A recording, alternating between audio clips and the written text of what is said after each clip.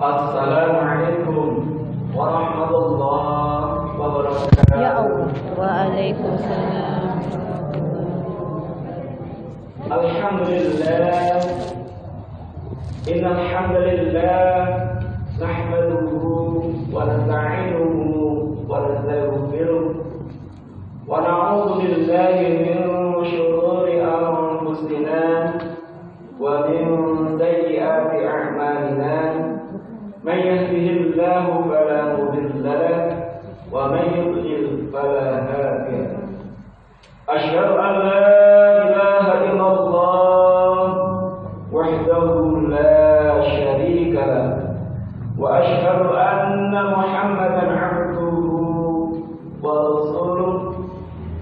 Ya ayyuhalladzina amanu taqullaha wa qulu qawlan sadida yuslih lakum a'malakum wa yaghfir lakum dhunubakum wa man yuti'illaha wa rasulahu faqad faza fawzan 'azima. Ma'asyiral muslimin, para bunda yang dimuliakan Allah Subhanahu wa ta'ala. Di kesempatan sore ini kita bersyukur pada Allah Subhanahu wa ta'ala.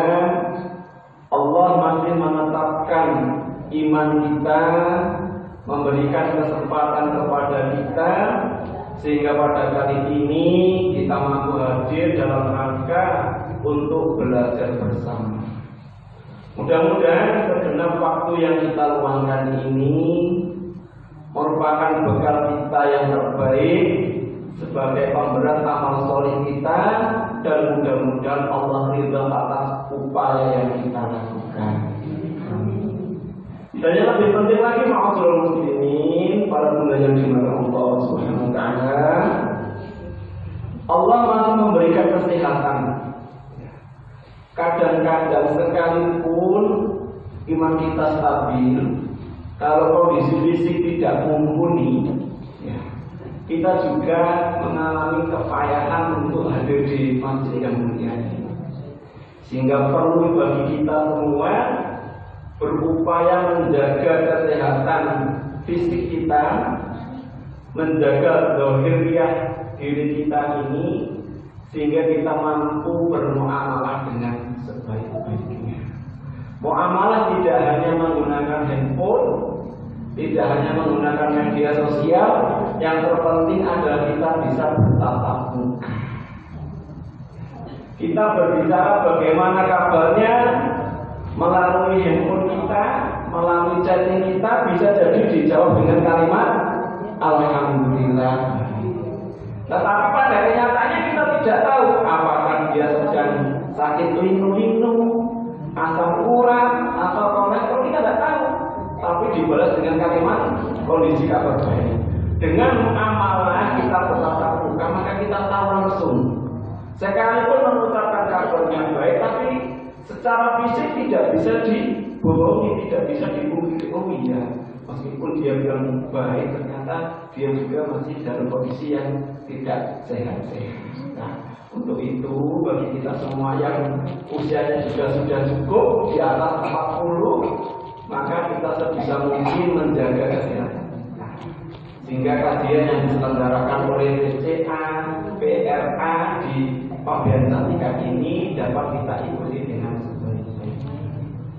Para bunda yang dimuliakan Allah Subhanahu wa ta'ala, sebagaimana tema yang sudah kita bagikan beberapa hari yang lalu, bahwa pada kali ini kita akan bahas terkait dengan akhlak bermasyarakat.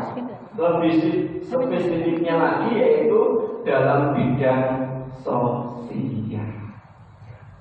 Terkait akhlak dalam bermasyarakat itu dibagi menjadi 3 bagian. Ada bidang sosial, bidang ekonomi, dan bidang politik.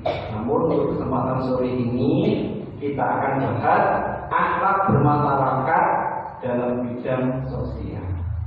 Yang pertama yang perlu kita pahami bersama-sama, bahwa di dalam kehidupan bermasyarakat kita tidak lepas daripada hidup bertetangga.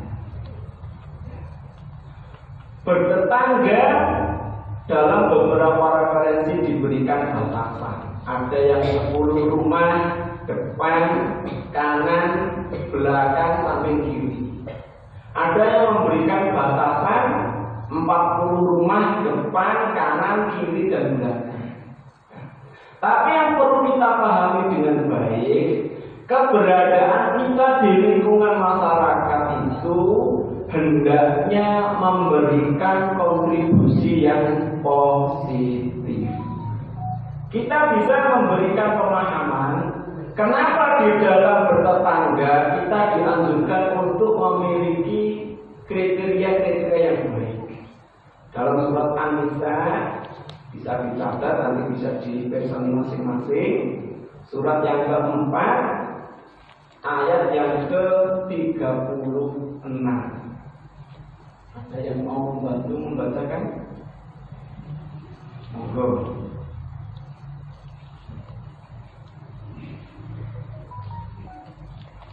Sampai ketemu Bunda. Oke.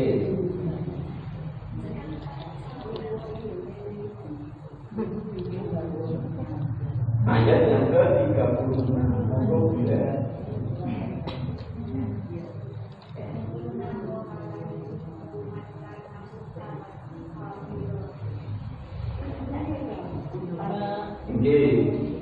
Itu potongan ayatnya.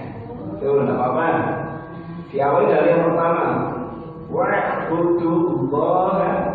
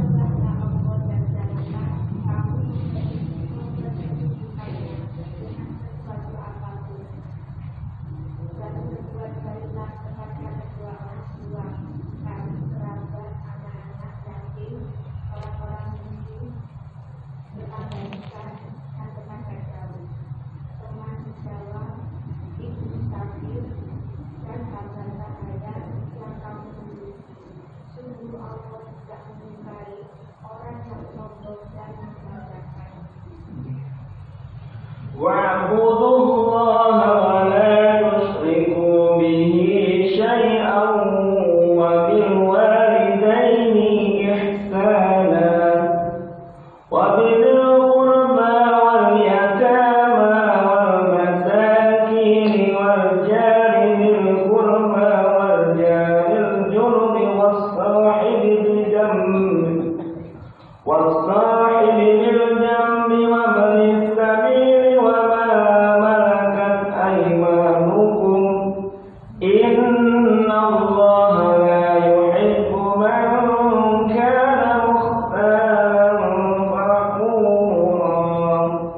Sembahlah Allah dan janganlah kamu mempersekutukannya dengan sesuatu apapun. Berbuat baiklah kepada kedua orang tua, karib kerabat, anak-anak yatim, orang-orang miskin, tetangga dekat, tetangga jauh, teman sejawat, ibnu sabil, serta hamba sahaya yang kamu miliki. Sesungguhnya Allah tidak menyukai orang-orang yang sombong, lagi sangat membanggakan. Dari ayat ini kita dapat mengambil sebuah pemahaman bahwa kita dalam hidup bermasyarakat itu dituntut untuk menjadi orang-orang yang terbaik dalam bertetangga. Terlebih di dalam bertetangga ini kita memperhatikan orang-orang yang terdekat dari pintu rumah kita. Bisa jadi yang menjadi tetangga di sebelah kanan, kiri, depan rumah kita atau di belakang rumah kita itu saudara kita sendiri. ataukah saudara kandung, ataukah tetangga yang baru datang hijrah ke kampung kita. Semua itu yang perlu diperhatikan adalah tatkala kita hidup dalam bermasyarakat, yang perlu kita tekankan adalah yang paling terdekat terlebih dahulu di lingkungan kita.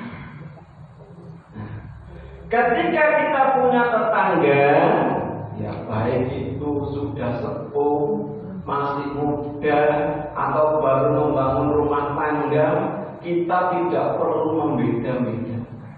Semua harus kita pergauli dengan baik, kita komunikasi yang baik, sehingga tercipta masyarakat yang baik. Agar tercipta masyarakat yang baik, yang perlu diperhatikan adalah yang pertama, jangan menyakiti tetangga. Pernahkah kita menyakiti tetangga? Baik terang-terangan atau sembunyi-sembunyi, Bu? Ataukah ngelakar-ngelakar di sindir-sindir? Dari sabda Rasulullah Muhammad sallallahu alaihi wasallam, "Man kana yu'minu billahi wal yawmil akhir fala yadhjar." Barang siapa yang beriman kepada Allah dan hari akhir, maka janganlah menyakiti tetangganya. Senang ngorong tangan oleh anak-anak ini, jangan dilampiaskan ke tetangga.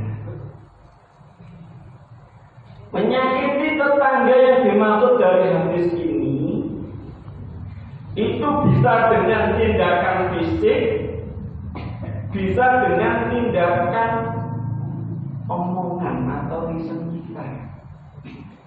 Kalau fisik ya secara terang-terangan kita mukul, kita nyubit, kita jambat, atau saling memukul, itu secara fisik. Dan yang lebih bahaya lagi itu secara omongan. Fisik kalau habis dipukul, rasanya mungkin terasa terus memerah 1 hari 2 hari hilang. Tapi beda halnya tatkala omongan kita yang pedes kayak cabai rawit nyelekit, sekalipun itu hanya 1 kali diucapkan, bisa jadi diingat-ingat sampai lansia. Ketika itu sangat menyedihkan, menyayat hati, terpukul, dalam waktu tertentu bisa hilang. Tapi kalau pas sampai enak eling, dan itu sangat sulit untuk dihilangkan. Ibarat kita habis coret-coret buku yang bersih pakai ballpoint, terus kita tipek dulu. Kertas tersebut tidak bisa kembali sempurna putihnya, ada sisa bekas-bekasnya, entah nembelong, ataukah bahkan sampai kertasnya kejebol karena tipeknya misalnya, karena tipeknya terlalu encer misalnya. Begitu pula ucapan kita, Bu. Sekalipun kita sudah terlanjur menyakiti terus minta maaf, bisa jadi waktu itu bisa memaafkan secara lisannya.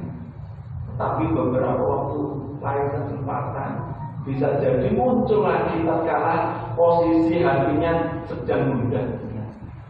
Makanya Rasulullah mewanti-wanti bagi kita semuanya agar dalam bertutur kata itu jangan sampai menyakiti tetangga.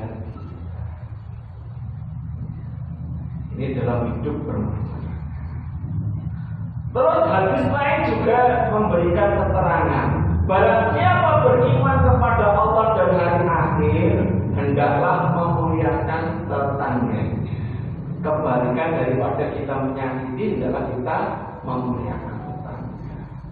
Termasuk Jawa, misalkan kita punya teman yang mungkin datang dari luar kota, sedang bersilaturahim ke tempat kita, maka kita memuliakan. Itu merupakan tamu kita, teman sejawat kita.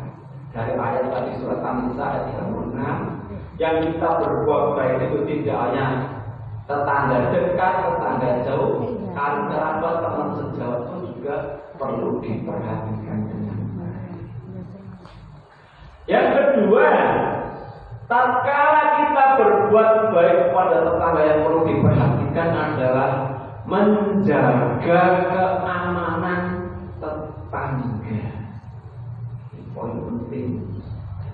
Ketika kita bermasyarakat, ketika kita bertetangga, hidup di sekitar rumah kita, yang perlu diperhatikan adalah kita memberikan jaminan keamanan bagi tetangga kita.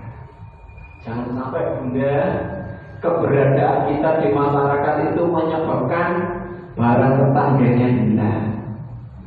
Entah itu sandal nih, pot bunga nih, ataukah ember yang ditaruh depan rumah habis dipakai nyuci motor. Karena keyboard di rumahnya tak goni bisa oke. Wah, ini termasuk orang-orang yang tidak memberikan keamanan bagi tetangga. Ataukah bahkan kita sampai berupaya mengambil barang di dalam rumah tetangga. Epok-epok kita bersilaturahim, kok HP teleran mari ngono diambil. Akhirnya tetangga ini timbul gundah-gundana, merasa cemas, merasa tidak aman kampungnya. Peran kita dalam bertetangga, kita harus bisa memberikan jaminan keamanan bagi tetangga kanan kiri maupun di belakang rumah kita. Lebih-lebih kalau di Surabaya ini Bunda, rumahnya itu tidak ada jaraknya. Bahkan tunggal tembok kanan kiri belakang kecuali kota itu sudah habisnya sudah rumah semua. Maka yang terpenting, baik kita kenal maupun tidak kenal, dengan tetangga yang baru, tetaplah kita beroptimis, berprasangka baik untuk menjadikan diri kita ini menjadikan jaminan keamanan bagi tetangga.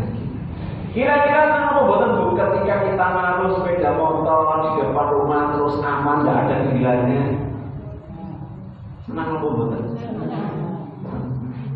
Tapi kenyataan di berita Suara Surabaya, tingkat kriminalitas di Surabaya itu lumayan tinggi. Ada yang ditinggal masuk rumah sebentar, sepeda motor sampun dibungkus miliar. Terutama jalan-jalan yang aspal Bu. Kalau yang rumah-rumah yang bukan jalan aspal utama, tolong lebih hati-hati. Ada beberapa kasus sering kalau di perjalanan kita putar radio, sering ada kehilangan sepeda motor. Bahkan di gang-gang kecil ada kehilangan sepeda motor. Itu menunjukkan bahwa di kampung tersebut tidak ada jaminan keamanan. Bagaimana agar kampung kita bisa aman? Ya kita semua dalam hidup bermasyarakat di mana kita berada, kita turut partisipasi menjaga keamanan di sekeliling masyarakat kita. Kalau kita menjumpai orang yang tidak pernah dikenal, kok tiba-tiba masuk ke kampung kita, jangan segan kita tanya, mau kemana Bu, menemui siapa? Itu dalam rangka apa? Di samping menjaga komunikasi silaturahim juga antisipasi. Jangan-jangan beliaunya bukan orang masyarakat sekitar kita atau tidak tahu dari warga kita, tetapi sedang melakukan pengintaian. Ini juga perlu waspada sehingga kampung di masyarakat kita ini dapat terjaga dengan. Rasulullah memberikan gambar kepada kita. Ya. Dalam kitab Al-Bukhari, kitab jilid 4, kitab Al-Adab dari Abi Suraid halaman ke-35. Yang artinya demi Allah belum beriman. Itu sampai diulang 3 kali. Demi Allah belum beriman. Demi Allah belum beriman. Kemudian ditanyakan sahabat, siapa wahai Rasulullah? Rasulullah menjawab, Orang yang tetangganya tidak merasa aman dari kejahatan yang dilakukan. Kalau dari hadis ini itu menggambarkan pada kita, kalau tetangga kanan, kiri, depan, belakang rumah kita itu masih tidak aman dengan keberadaan kita, berarti kita tersindir dari hadis Nabi tersebut.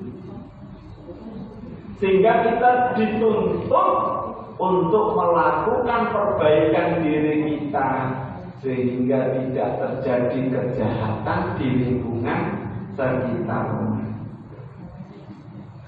Sekarang yang ketiga, bertetangga yang baik adalah yaitu larangan menghina tetangga. Misal benda yang dimuliakan Allah Subhanahu wa Ta'ala.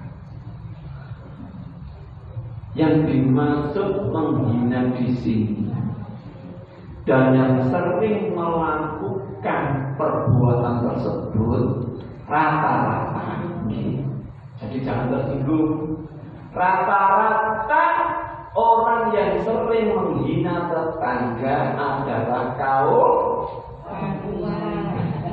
wanita.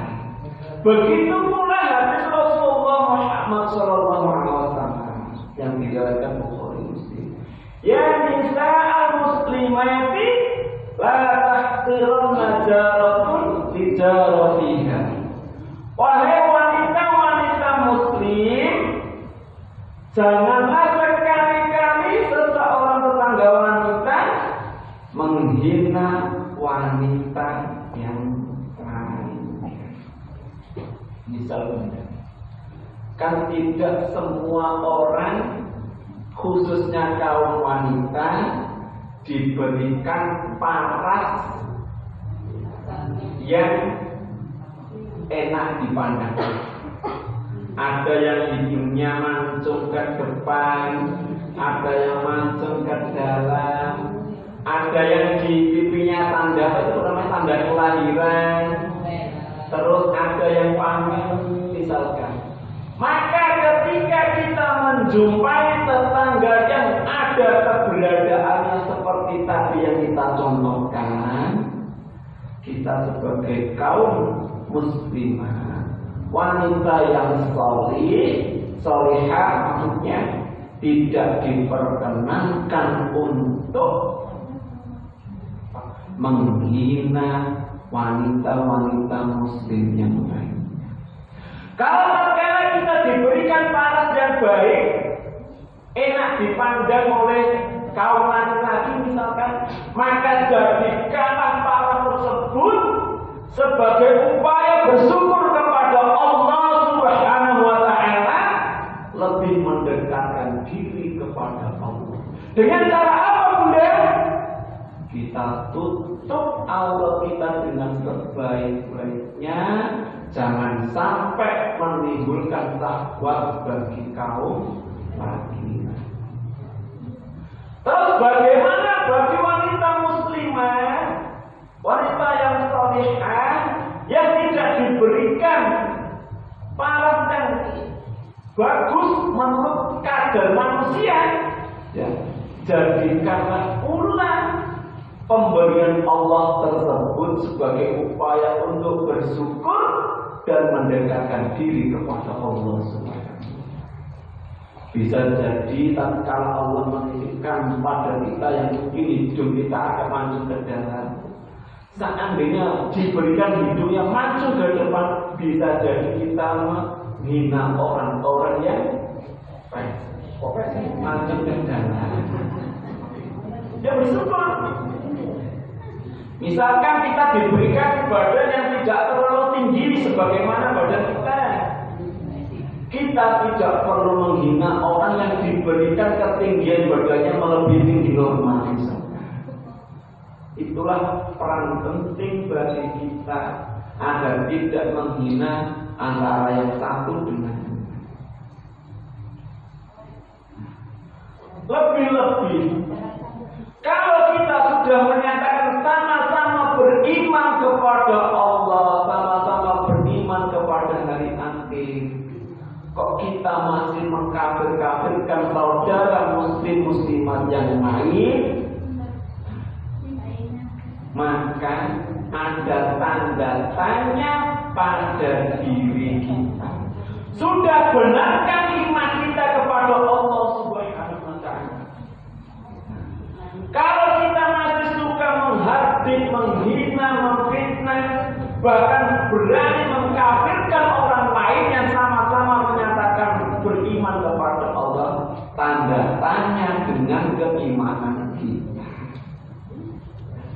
Lebih jenengan kalau punya handphone, punya media sosial, kalau ada konten-konten yang tidak benar, tidak baik, maka tidak perlu kita berkomen, tidak perlu kita mengkelek, tidak perlu kita memberikan kutipan tertentu daripada komen kita ini menimbulkan mudarat yang lebih besar.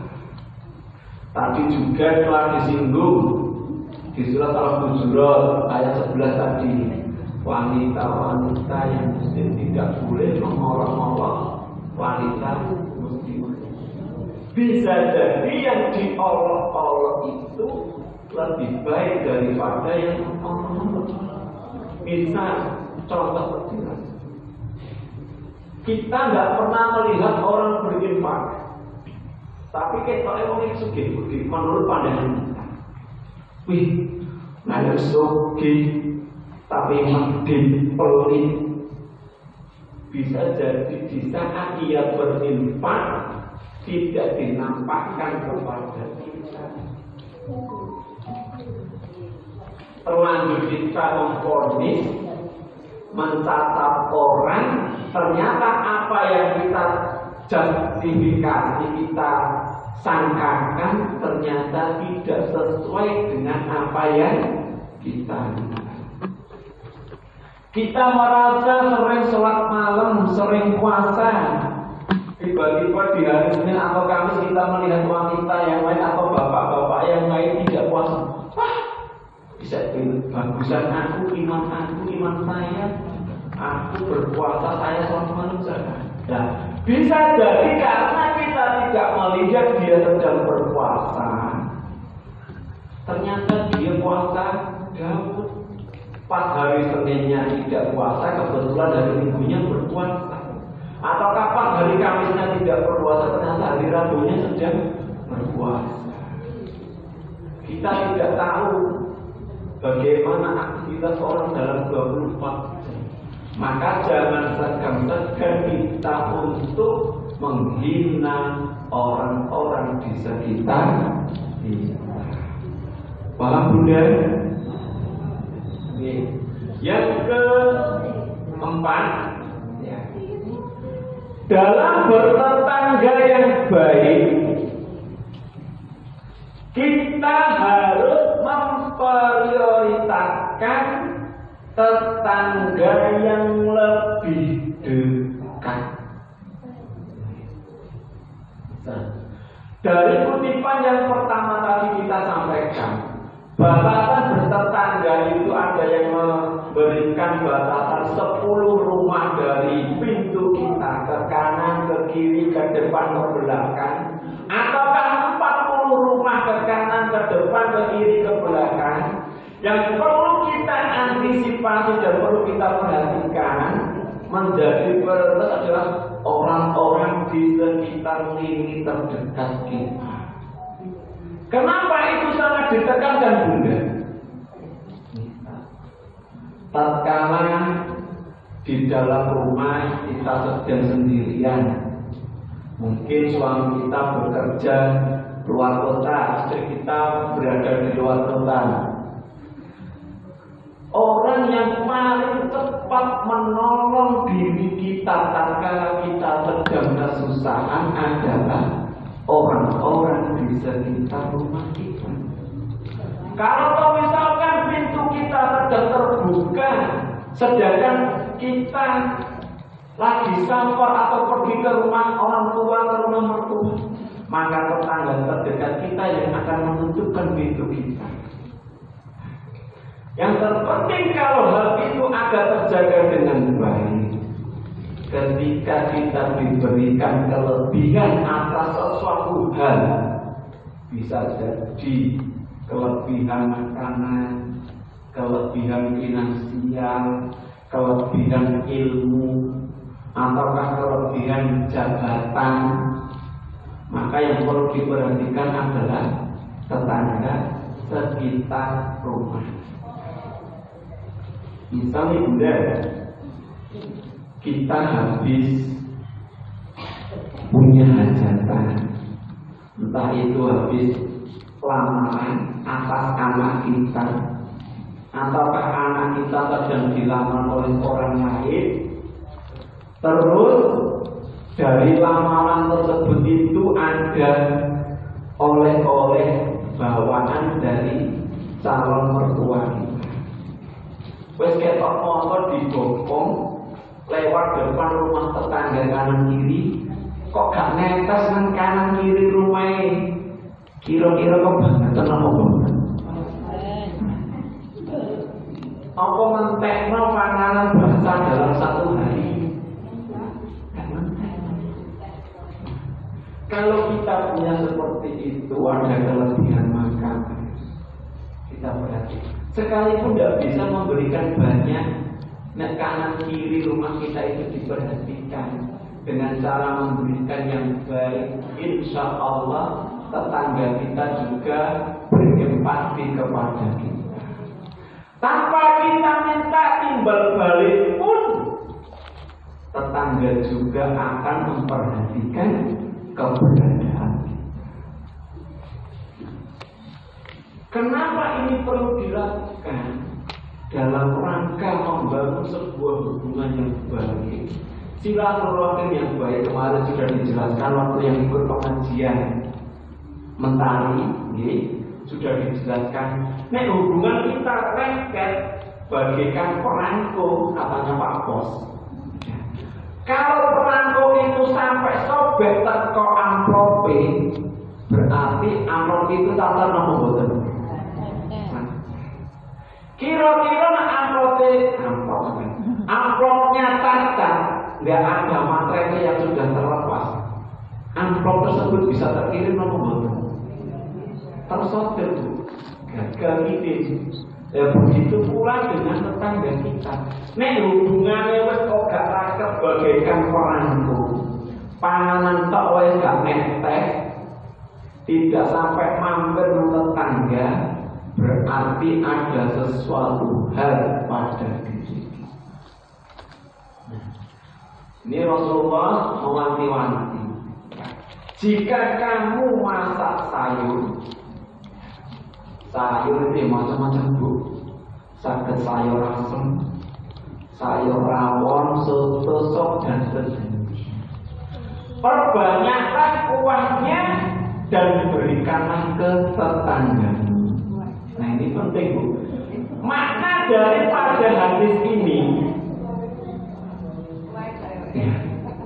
kalau kita masak makanan yang sekiranya aromanya itu sampai ke tetangga kita, nah, ini hati-hati. Ya. Nah, masak itu kue cek nemen, tapi kue nak rasanya gak sampai iso dibagi kan bawa anakku, bojoku gak cukup bisa. Ya. Agar tidak sampai baunya itu tercium ke tetangga kan kita karena kita tidak mampu memberi, ya ditutup rapat-rapat pintu jendelanya. Kenapa? Khawatir tetangganya itu ambune tok gak bisa ngerasakin. Nah, saran dari hadis ini kalau kita masak sayur, terutama yang paling mudah dibagi, ya sayur soto, sayur rawon, ya atau sayur sop. Dituangkan uang yang cukup banyak, dimasak yang enak sehingga bisa dibagi. Itu bagi orang-orang yang mungkin kategori menengah ke bawah. Tapi kalau kita diberikan kelebihan yang cukup, maka berikanlah tetangga yang terbaik atas masakan yang pernah kita masak. Poin yang kedua sekarang. Tadi poin pertama adalah terkait bagaimana bertetangga yang baik. Nah, dalam bertetangga yang baik itu ada 4 kriteria yang perlu diupayakan. Sekarang poin yang kedua, akhlak dalam bermasyarakat. Pertama dalam skop luas, agar diri kita ini bisa dihormati orang lain, apa yang harus dilakukan? Kita harus menghormati orang lain. Penting. Kadang-kadang orang kalau sudah diberikan pangkat atau kedudukan yang tinggi, itu cenderung minta dihormati. Nek gak disapa dhisik gak mau. Nek gak dipanggil Bu Haja gak semau. Kalau gak dipanggil Pak Haji gak semau. Kalau diri kita sudah termodel seperti ini, maka kita akan sulit untuk menghormati orang lain. Bukankah kemuliaan orang lain itu tidak dipandang dari jabatan? Seandainya kemuliaan itu diukur dari pangkat jabatan yang paling tinggi, bisa jadi Fir'aun itu masuk surga.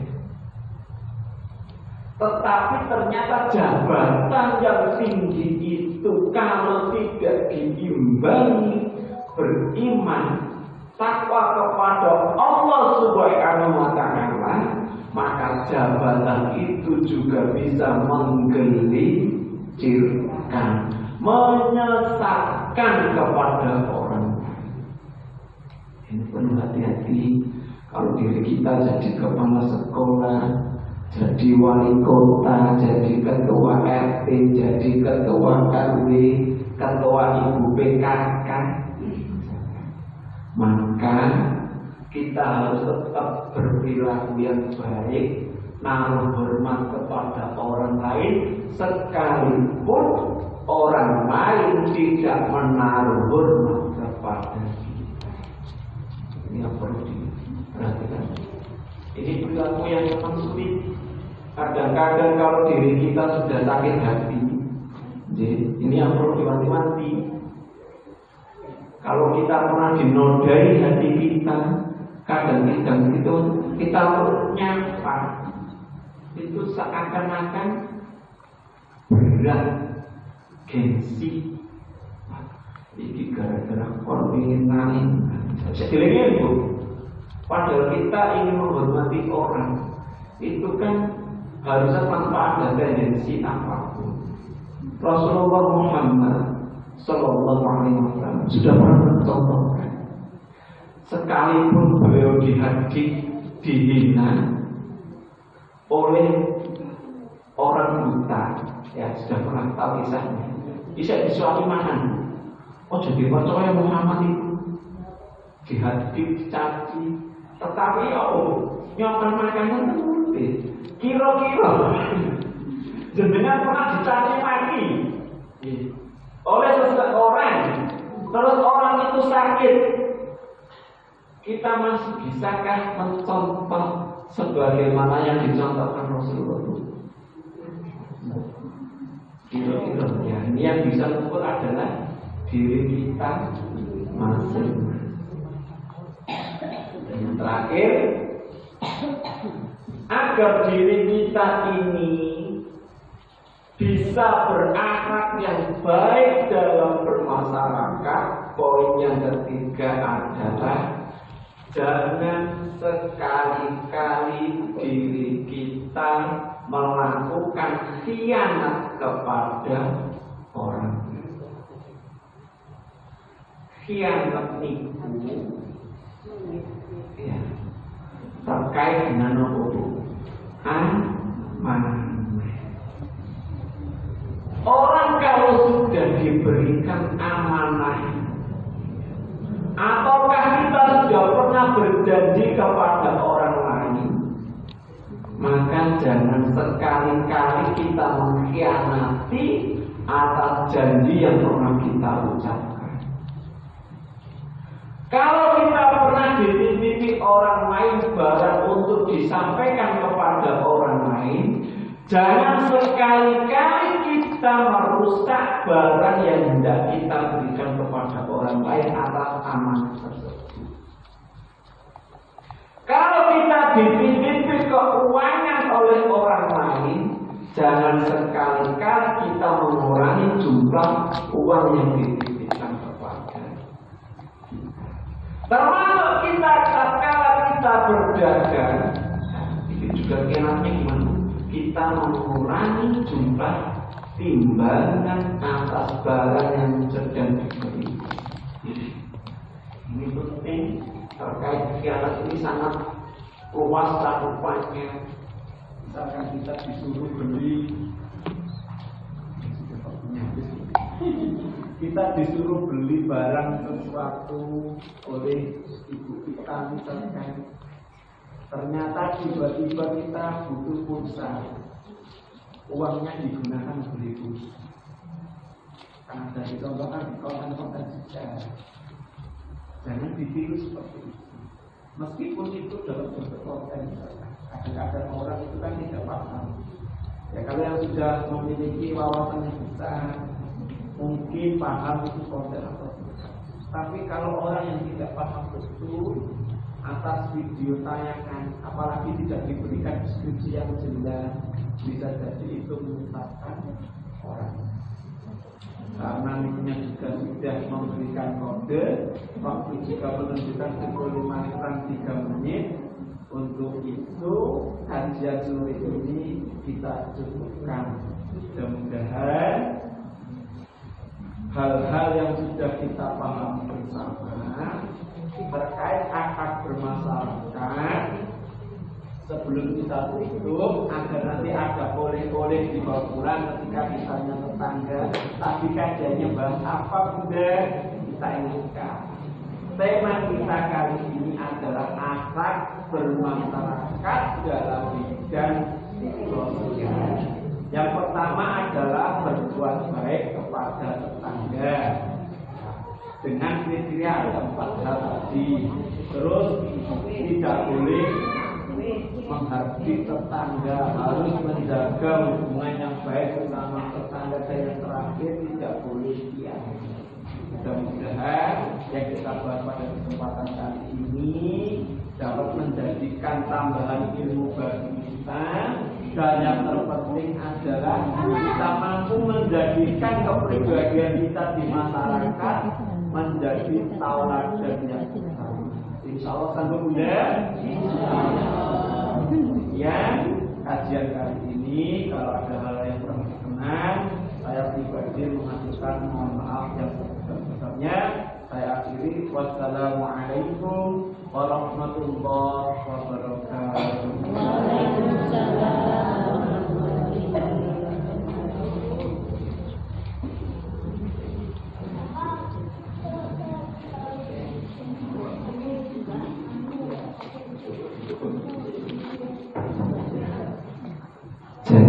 Bisa lagi.